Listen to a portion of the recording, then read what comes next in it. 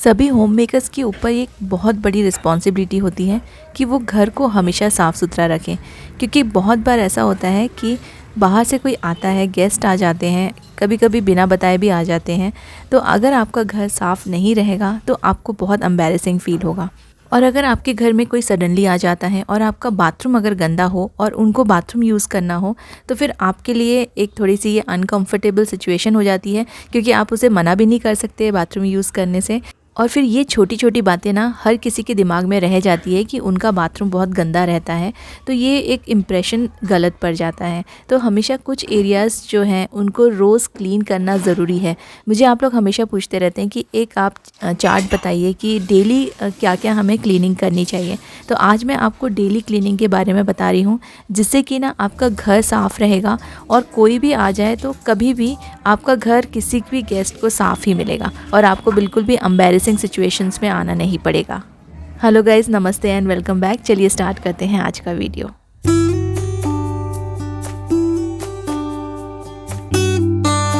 ऐसा आपके साथ भी कई बार हुआ होगा, मेरे साथ भी बहुत बार हुआ है कि कभी एक आध बार हमने घर नहीं साफ़ किया और उस दिन सडनली कोई गेस्ट आ जाते हैं और ऐसा इम्प्रेशन पड़ जाता है कि इनका घर हमेशा गंदा ही रहता है।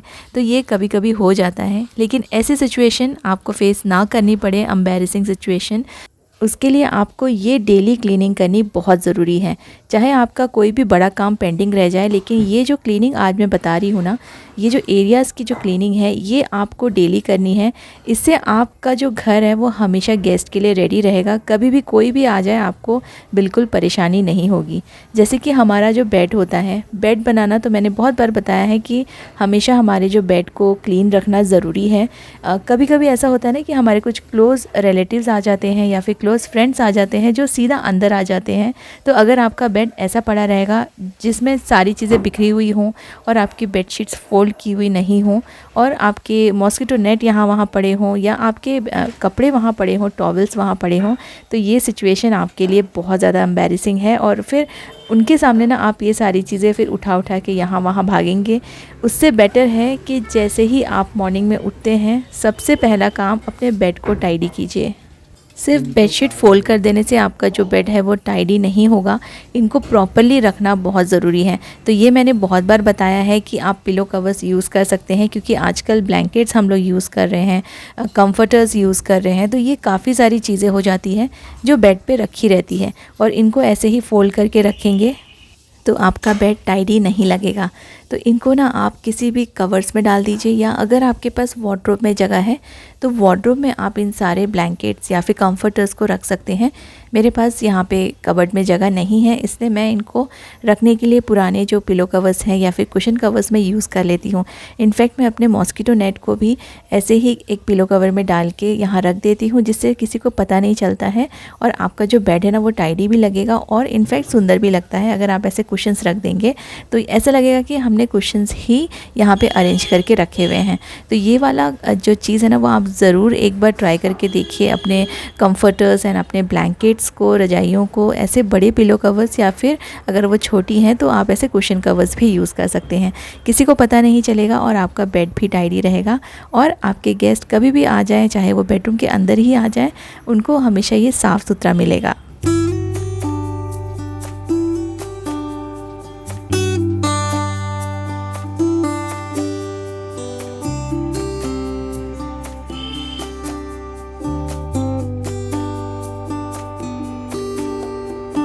सबके घर में एक सोफ़ा या फिर एक चेयर ऐसी ज़रूर होती है जहाँ पे कुछ ना कुछ कपड़े पड़े रहते हैं, या तो वो धुले हुए कपड़े रहते हैं जिनको फ़ोल्ड करना रहता है या फिर उसमें टॉवल्स पड़े हुए रहते हैं। तो ये हर घर में आपको एक चेयर या फिर ऐसा एक सोफ़ा ज़रूर मिल जाएगा।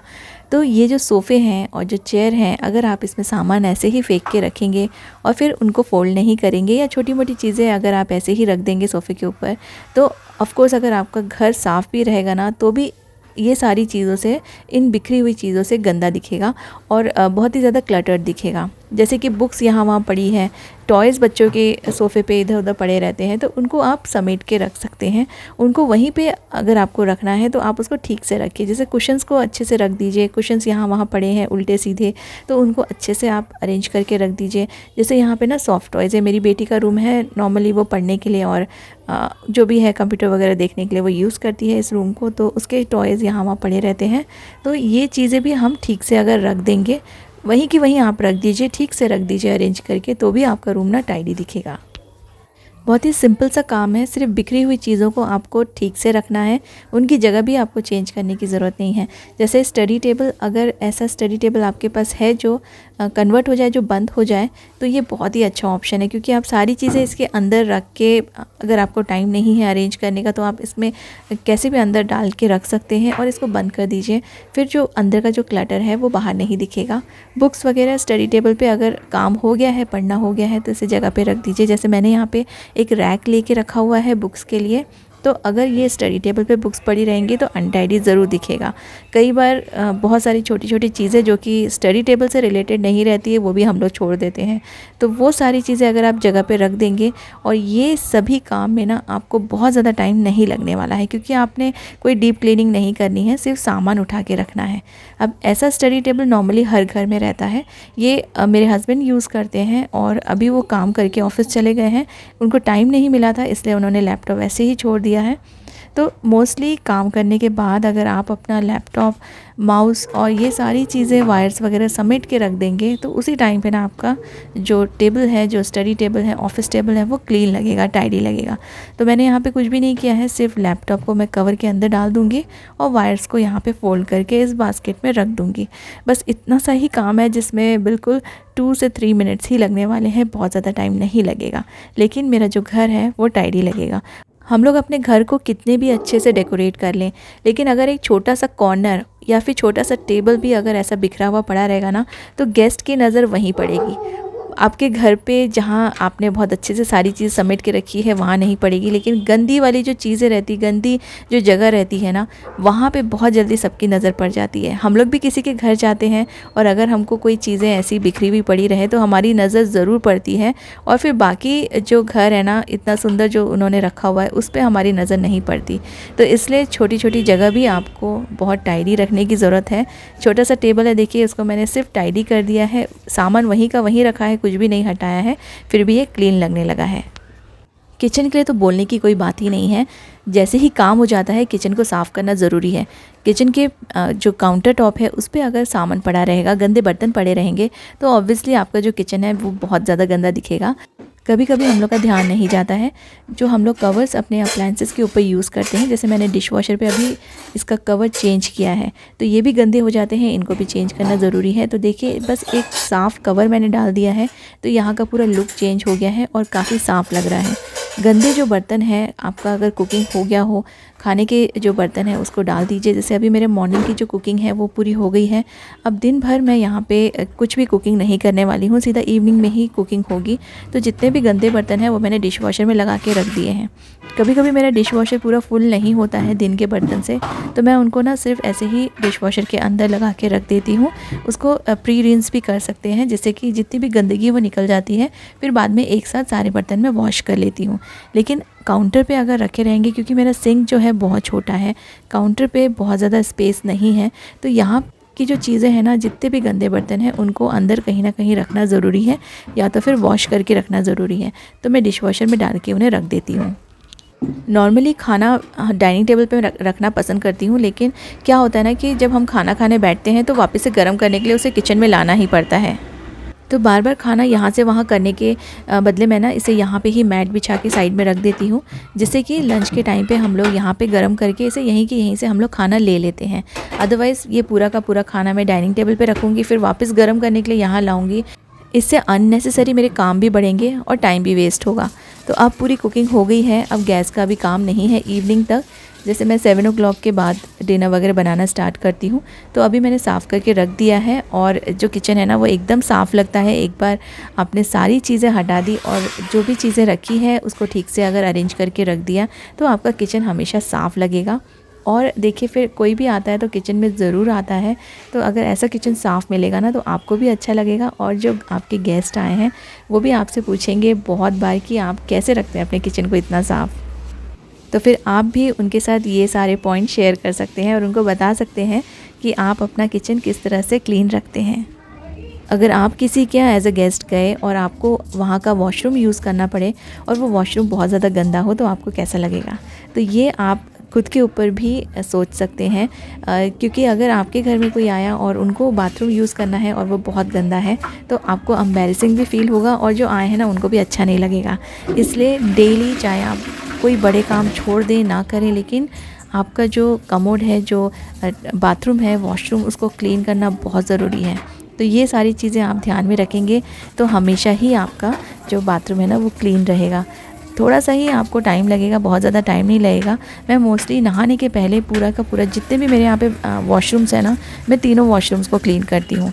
मुझे चाहे कितना भी टाइम लग जाए, लेकिन ये वाला जो काम है वो मैं नहीं छोड़ती, क्योंकि मुझे डेली क्लीन करने की एक हैबिट सी हो गई है और वो चाहे गंदा हो या ना हो मैं ज़रूर से क्लीन करती हूँ। आपके यहाँ भी अगर 2-3 बाथरूम है तो आप हर बाथरूम में अलग अलग ब्रश रखिए, तो इससे आपको क्लीनिंग में इजी रहेगा। जैसे मैं ना 2 ब्रश रखती हूँ, एक रेड कलर का और एक ब्लू कलर का, मैं अलग अलग कलर के रखती हूँ, तो कभी भी मुझे कन्फ्यूजन नहीं होता है। जो रेड वाला है ना उसको मैं टॉयलेट के अंदर के साइड क्लीन करने के लिए यूज़ करती हूँ और जो ब्लू वाला है वो ऊपर की तरफ। इससे आप काफ़ी हाइजीन मेंटेन कर पाएंगे। इसे अलग अलग रखिए दोनों, ऊपर और अंदर क्लीन करने के लिए। और हर बाथरूम में आपके जो वाइपर्स हैं या फिर जो झाड़ू यूज़ करते हैं, आप स्क्रबर यूज़ करते हैं, जो भी चीज़ें आप यूज़ करते हैं वो अलग अलग आप उसी बाथरूम में स्टोर करके रखिए। इससे भी आपका टाइम बचेगा और आपकी क्लीनिंग में भी आपको हेल्प होगी। कम समय में आप फटाफट से क्लीन कर पाएंगे।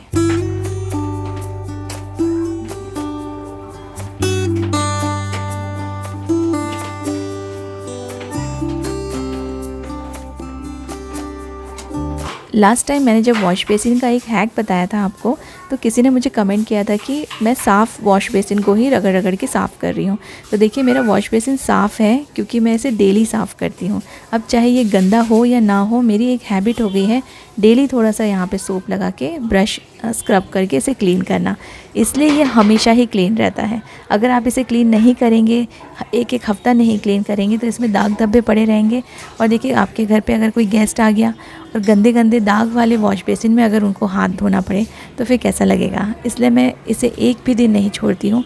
तीनों बाथरूम के तीनों वॉश बेसिन में डेली क्लीन करती हूँ, जिससे ये कभी भी गंदे नहीं होते हैं। अगर बाय चांस कभी आपने एक आध बार नहीं भी किया, एक आध दिन, तो फिर आपको ना ये गंदा नहीं मिलेगा। लेकिन अगर आप डेली क्लीन नहीं करेंगे तो इसमें दाग धब्बे जमते जाएंगे और फिर आपको काफ़ी टाइम लगेगा इसे स्क्रब करके क्लीन करने में। इसलिए बाथरूम को ना बिल्कुल मत छोड़िए, इसे डेली थोड़ा थोड़ा देर आप 4-5 मिनट दे दीजिए और क्लीन ज़रूर करके रखिए, क्योंकि बाथरूम एक ऐसी चीज़ है जिसमें क्लीनिंग में कॉम्प्रोमाइज़ नहीं होना चाहिए। बाकी घर आप थोड़ा बहुत गंदा भी रखेंगे, अगर साफ़ नहीं भी कर पाए तो भी चलेगा।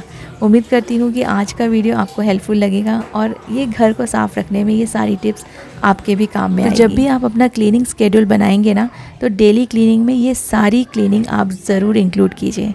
Thank you so much for watching.